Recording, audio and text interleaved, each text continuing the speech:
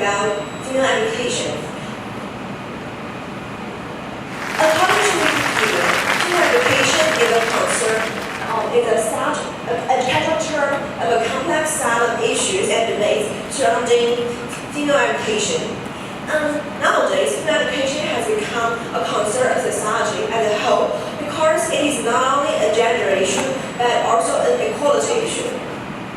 My grandma once told me when she was young, she did not have the right to go to school because my great-grandma thought it would be better for girls to stay uneducated.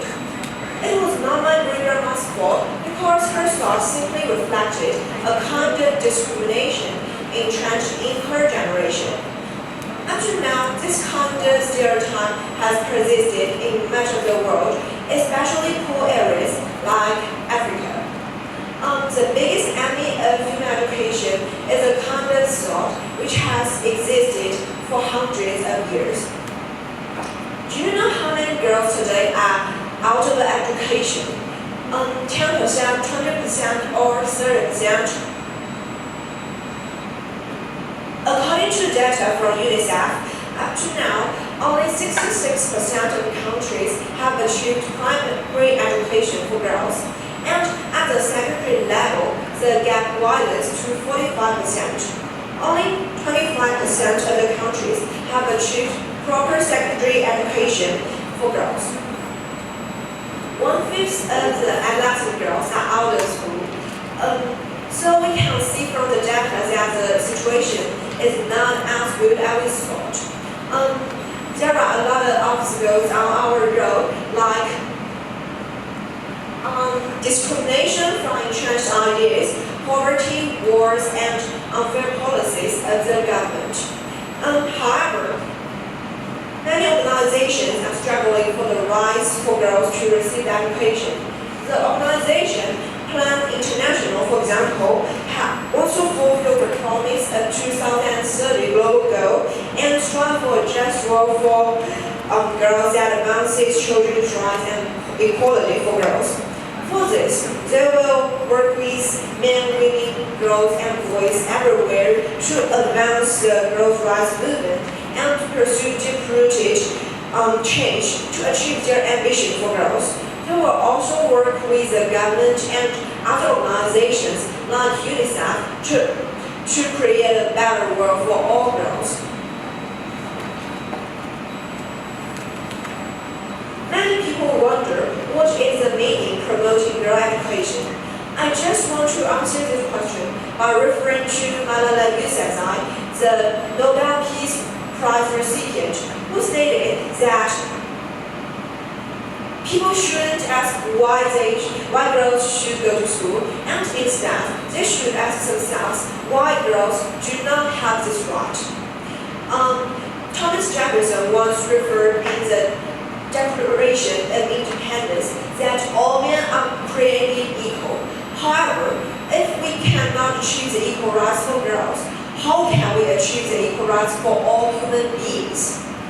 When one of the greatest feminists, Ruth Bader Ginsburg, passed away last month, I watched a video about her life, and I found when she studied at Harvard Law School in 1956, she, like many other girls of her generation, do not have the right to go to the school library and read books like other boys. Also, she is the only girl in her law school class. This was the situation only 60 years ago. Many people, whether they are men or women, have struggled for the equal rights for girl education for so many years, and recently they have achieved great achievements. Ruth Bader Ginsburg herself has struggled for the equal rights for women all her life, and she just amended a lot of laws which is unequal for women. Malala Yousafzai had created a fund which helped thousands of girls to go to school, and they all pioneers who struggling for the equal rights for girls. Nowadays, more and more women can go to university and read books in the library with men together. We can see women working as doctors, lawyers, engineers because they are educated. more and more attention are paid by the society on women. Though the situation is improved, there is still a long way to go. What can the situation be in 60 years? We don't know, but we can see more and more attention is paid by the society on women, and more and more people are struggling for the equal rights for women. I'm here expecting for a new world in which women, all female can go to school, and in which the society can have equal laws for any gender, and in which all women are not discriminated at their attempts in progress. If all of us can devote our efforts, I think one day we will live in a world without any gender discrimination.